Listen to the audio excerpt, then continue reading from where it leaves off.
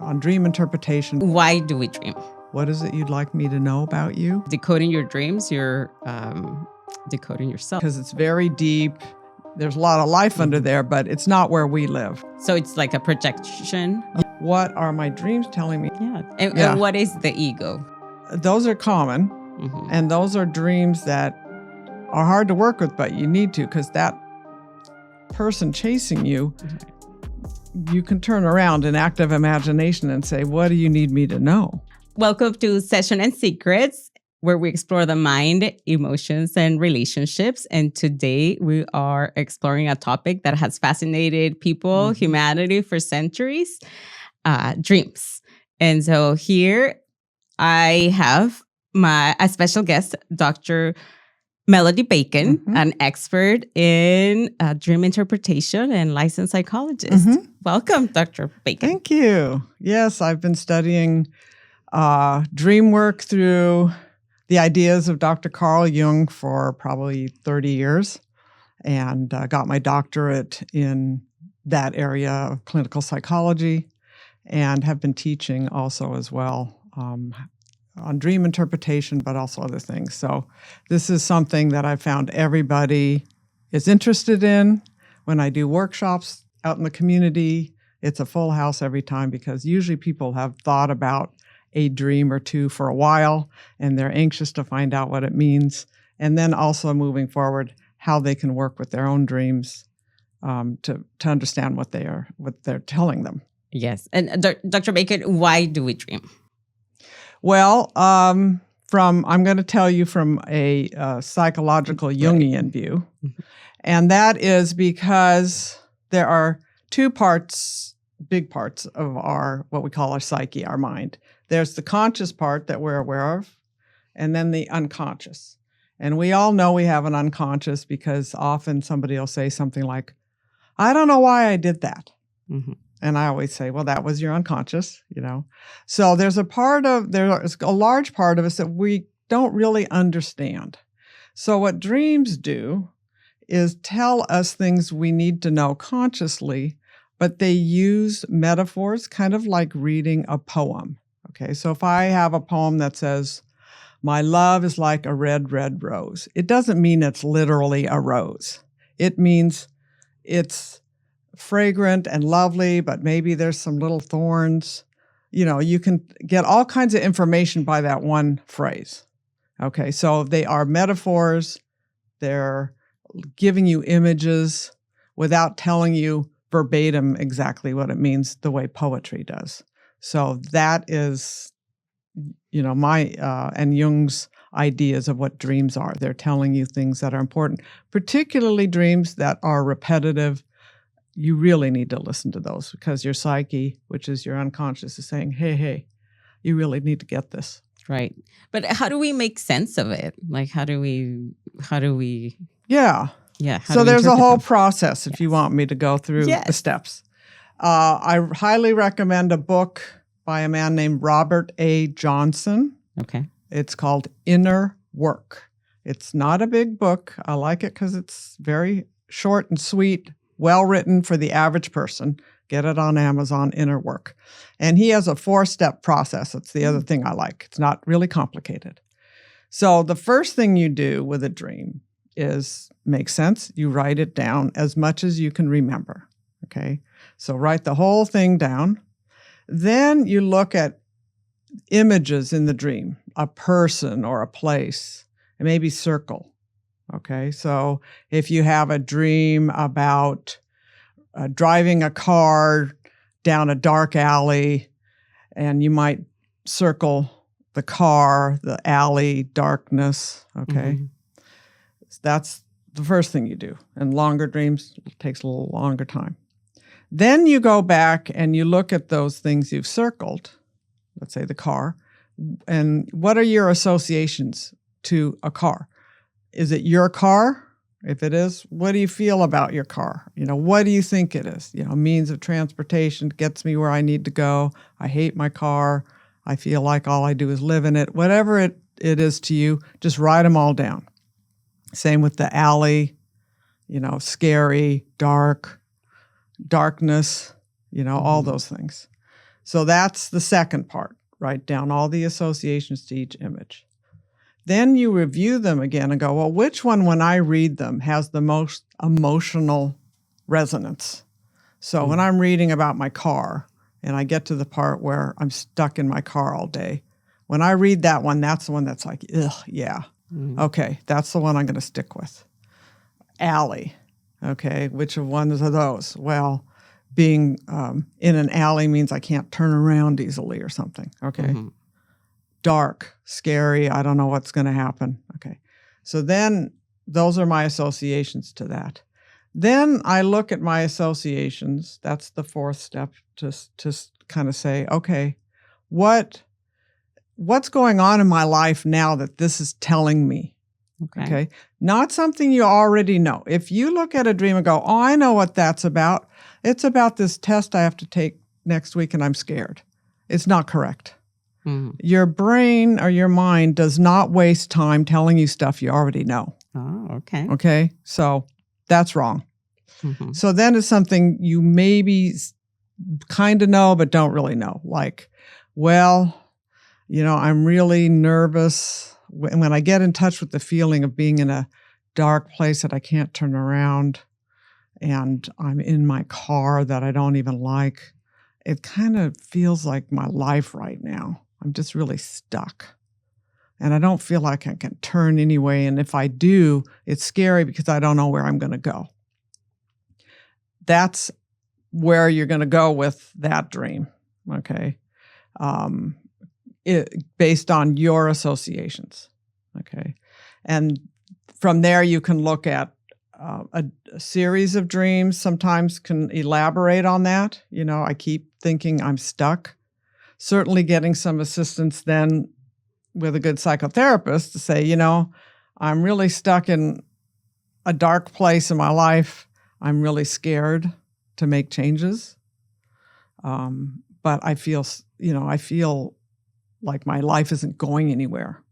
Okay, that could be the interpretation of that dream, but also it has to fit with what you're experiencing in your life somewhere. And there's other images that might also relate to something, what they call the collective unconscious. That is, all of human beings share these images, like mother. Okay, whether you actually had a mother, I mean, you did, but whether you knew her or not. If there's a woman that appears in a dream that's a mother, that is what they call an archetype. Every human has that. That image comes up all over mythologies and all kinds of stuff. And usually there's a lot of energy around mother, okay, for that reason. It's your mother, but also the great mother, and you can keep going from there. So some symbols are bigger than just you. Like universal? Yes. What other symbols are universal? Well, one I just read a dream. One of the classes I'm teaching, the students just did a dream journal, and one of them was on the ocean. So the ocean is the unconscious. It's a representative of that because it's very deep. There's a lot of life under there, but it's not where we live, right? We can go down there, though, and we can come up. So I had many, many years ago a dream before I started my own analysis in dream work. I went to an analyst where I was dreaming about sea otters going in and out of the ocean. And my associations to that was, first of all, it's the unconscious, but sea otters are mammals, which is what I am, but they can live comfortably underneath and above water. And they're also playful, and they're also an archetype for mother. Oh. If you ever see little sea otters, they often have a little baby on their tummy. But they're playful, but they are comfortable with the depths. And that, to me, the dream was saying, this is the goal of your analysis, is to learn to be comfortable, even down in the depths, which can be kind of scary because it's not our natural habitat, but also in a playful way. And to bring more playfulness into your life, that kind of thing. So otters, I mean, in this case, I looked up what otter was a totem for. And it was mother and I thought, okay, that fits for me too.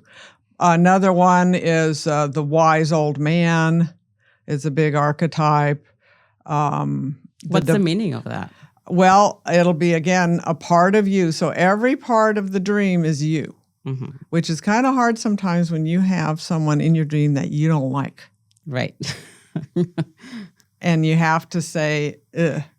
Okay, what part of this person, maybe what trait do I share that maybe I ought to pay attention to? Okay. I'm not real proud of it, but if I'm aware of it, I'll be less likely to act like that person. But every part is you. So you can dream of your sister or your brother or whatever, but they're all characteristics of them. Not totally, but parts of them. How you imagine them to be are you. So it's like a projection of ourselves? Yes. Yeah. Okay. And so when somebody shows up in your dream, your psyche is saying, here, this part of you, maybe somebody you need to get to know, so to speak. That part of you that maybe your consciousness has said, no, I'm not paying any attention to that part. And so there are ways to work with that imaginally. And I always say our imagination is probably creates more of certainly creativity, opportunities. Everything we have to this day came out of somebody's imagination, not to mention art, literature, music. But it also can create problems. Like pretty much every phobia is imagination. Right. Yeah, negative thoughts. So I figure if your imagination's creating a possible problem that doesn't exist yet, and you're living it because your body starts to palpitate and all that, then it can also be used to help with healing. And so that's the direction I go as well with my work with clients is, let's imagine this other part of you showing up in your dream. You can do an actual imaginal talk. It's called active imagination to that part. What is it you'd like me to know about you? Why are you showing up in my dream? It's called active imagination. You can type it out on your computer. You can, write it out however you'd like. Right.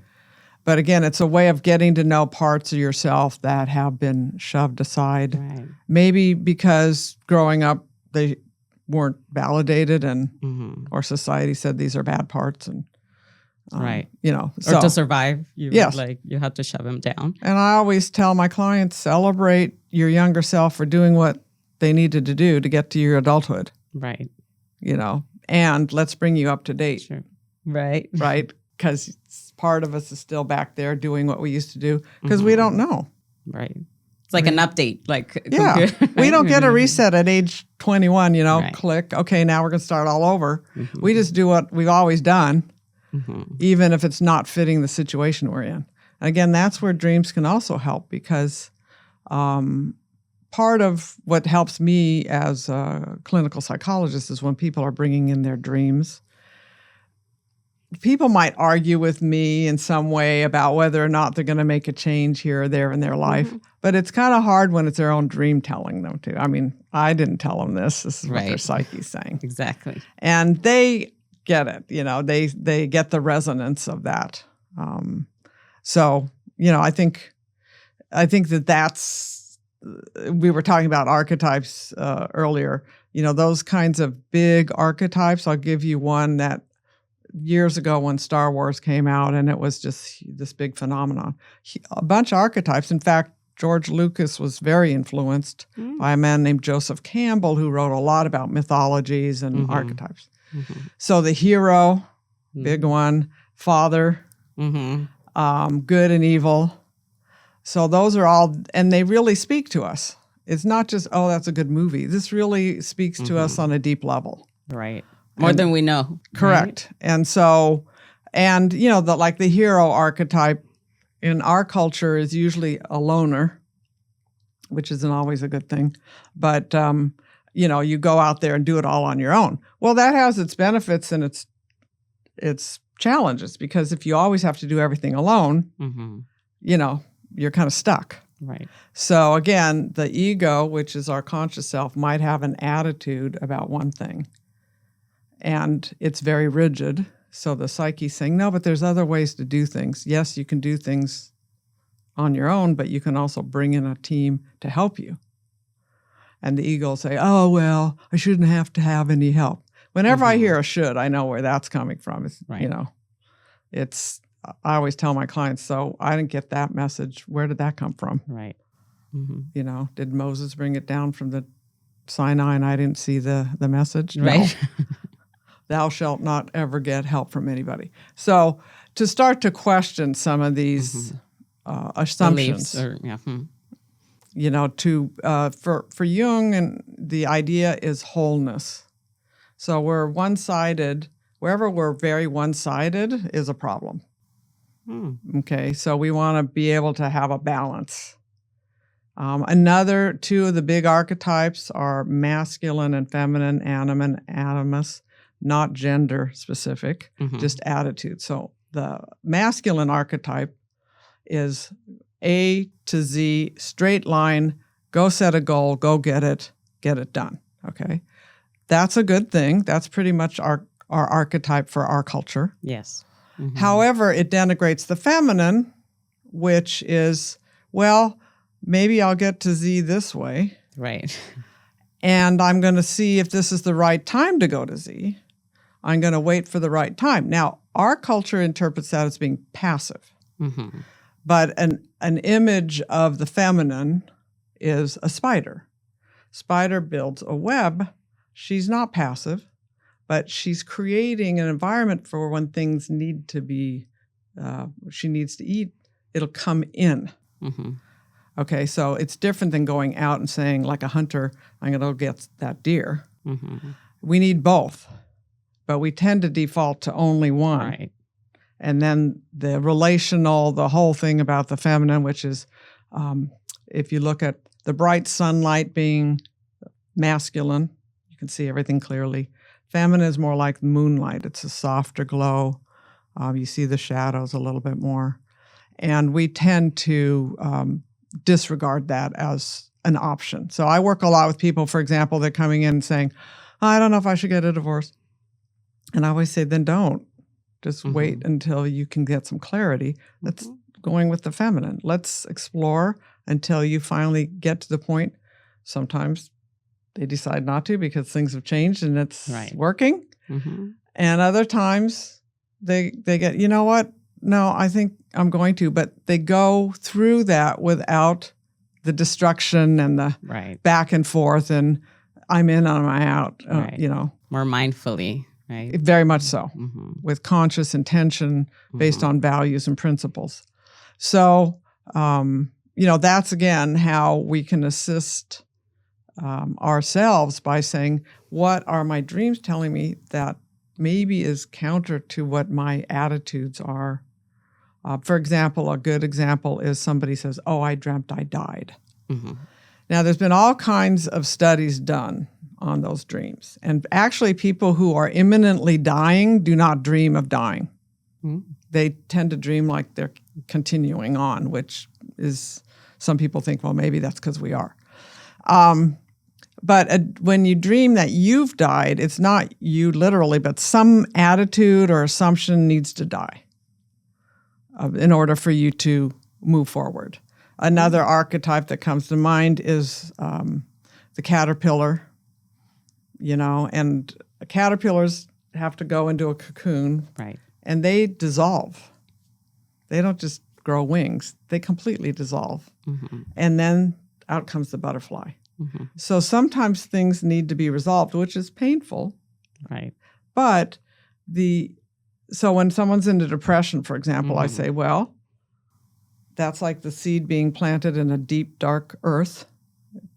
But something can grow that's new out of it if we continue to explore, what is this about, right? Rather than you're defective, take a pill, get out of here.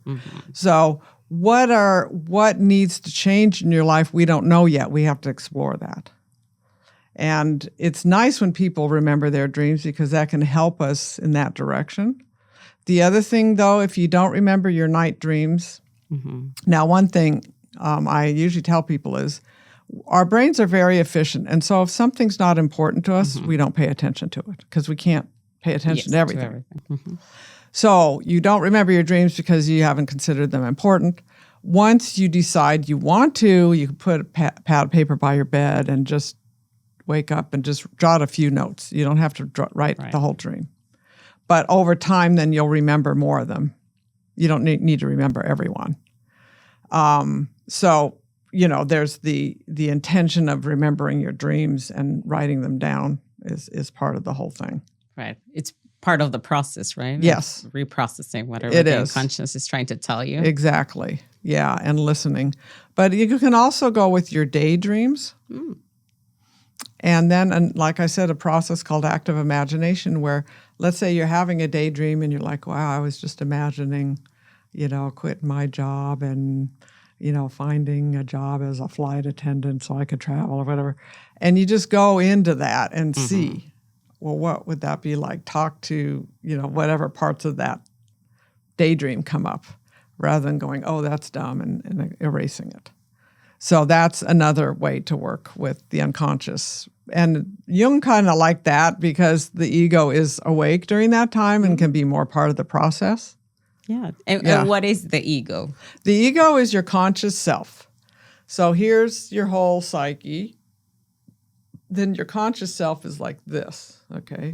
And the rest is the unconscious. But the ego is the one that has to live in the world. Right? It has to decide, well, this attitude, maybe you dream of a really aggressive jerk. Okay.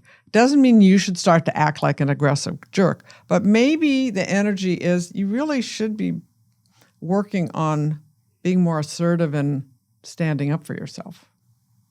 Okay. And I have that a lot in my practice. I always ask my client, when you start to do that, who's going to be the most upset in your life? Because obviously if people weren't upset when you did it, you would be doing it. Well, my mom or my sister. Okay, good. Let's start to prepare for that. Right. So your ego has to decide what you're going to do out in the world, live in the world. So it's the mediator between the outer world and the inner.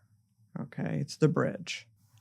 And actually your first half of life, 20s to mid-30s, you need to be developing a strong ego, okay? Get your career, whatever that looks like, primary relationships, all that. So, then around midlife is when you start to reevaluate. But you have to get to that point first. I worked for about 5 years in a psychiatric hospital.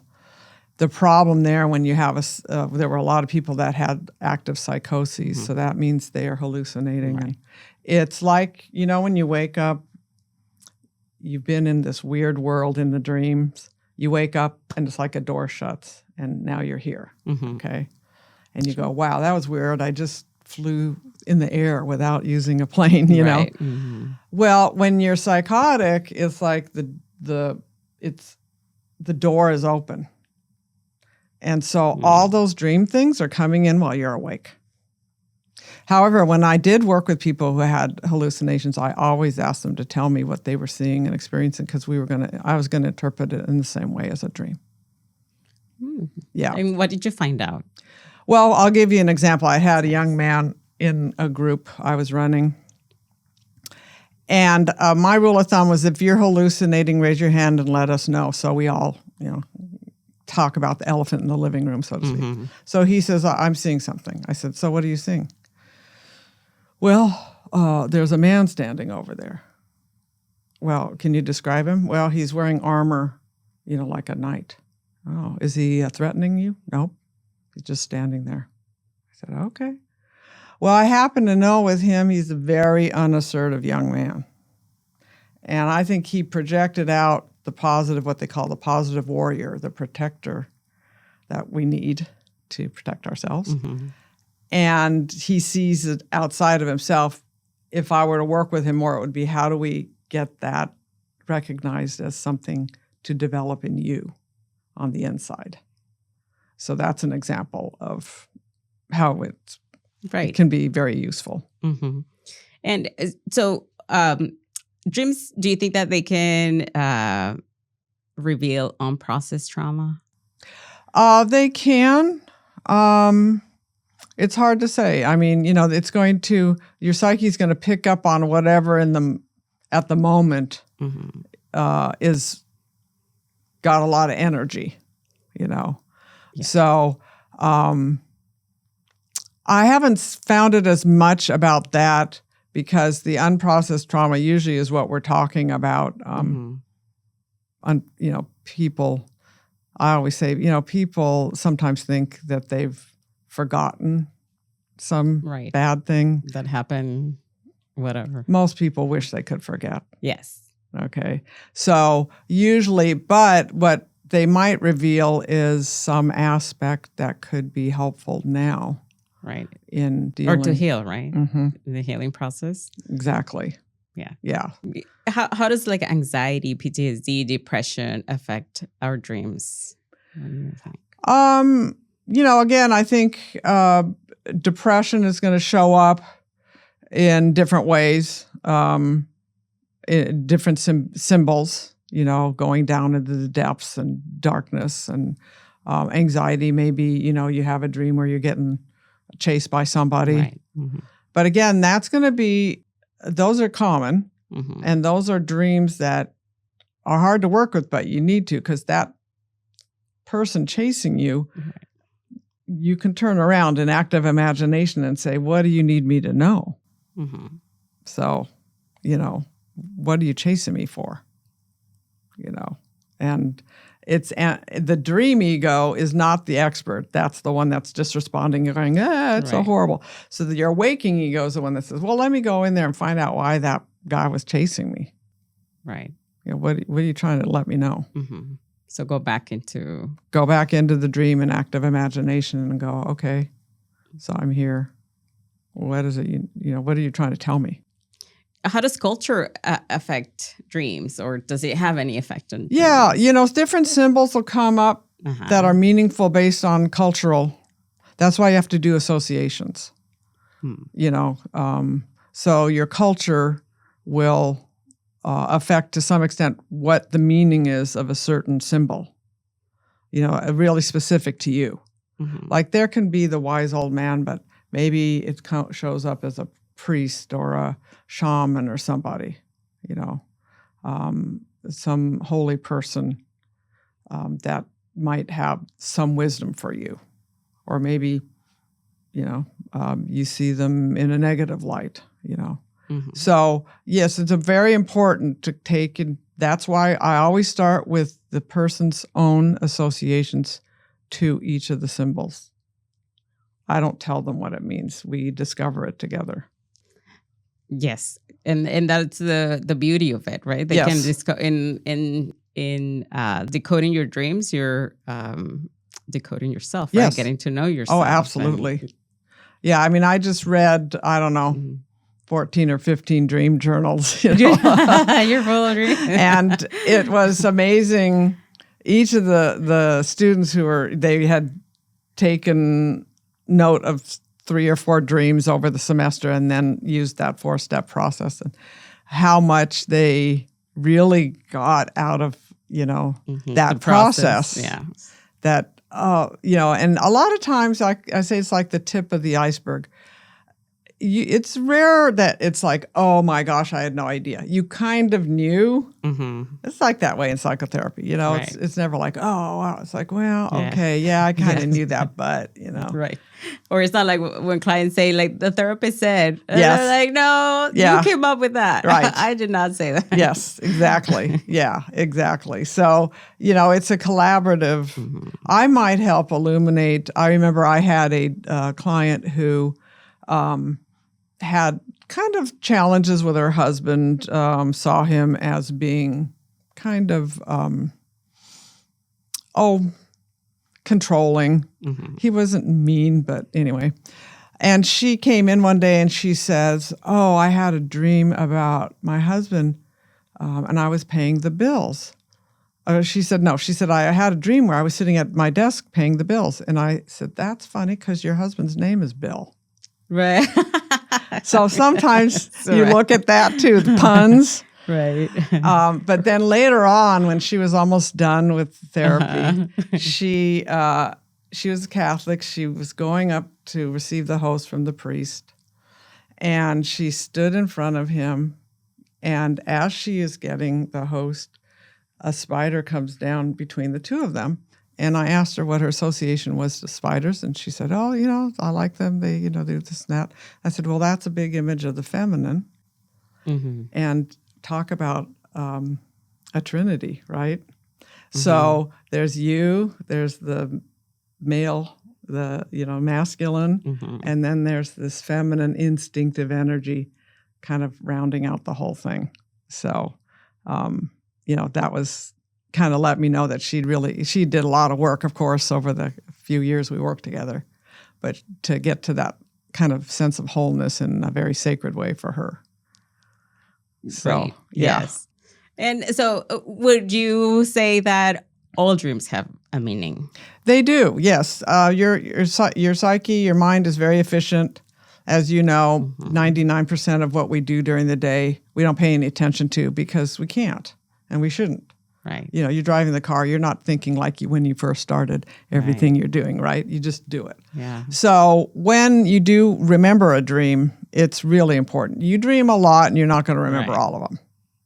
And nor should you. But the ones that you do remember, or like I said, if you've had a repetitive dream, that's really your psyche saying, this is really important to pay attention to. Okay. Yeah. Well, thank you so much, You're Dr. welcome. Bacon. It has been a pleasure having you and fascinating to talk about this topic of dreams. Yes. And I'm going to pay attention to all my dreams Good. now. Wonderful. And I hope you come back. Yes. With us. Yeah, absolutely. Anytime. Well, thank you so much and hope to see you again soon.